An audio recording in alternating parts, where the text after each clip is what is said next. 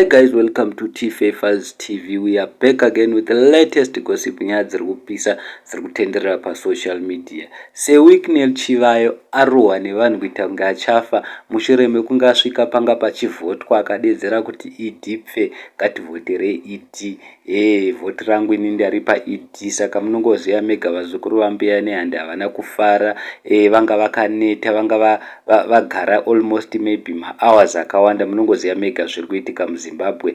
Vanhu vakaenda kunovhota kuma6 kuma7 vakawana pasina maballot paper, vakawana zvinhu zvisina kumira zvakanaka. Zeki ona ari kutaurawo zvake. Saka I don't know guys munoti kudii. Saka iye manje Wicknell paangosvika akadedzera kudaro arohwa kuita kunge achafa because vanhu vadedzera kuti iwe uri kuba mari, iwewe muri kuba gold. Munongoziva mega Wicknell anozikanwa nenyaya yetaste of cars, mota dzaari kufamba nadzo ndedziya dzekuti munonyatsoona kuti mumwe wacho ari kubanana ed nana Hubert Angels nana Passion Java.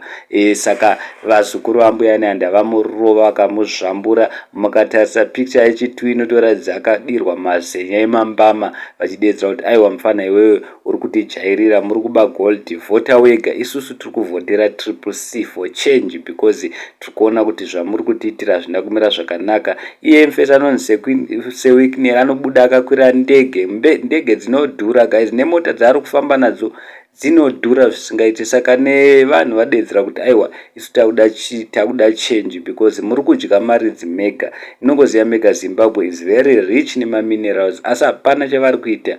Saka ndo vachibvunzwawo nevamwe vanhu kuti chii chamakatiitira vanhu veZANU-PF. Saka Wicknell ndozvaaroverwa izvozvo kuti waakufarisa usatudze zvekuita iwewe. Please don't forget to subscribe.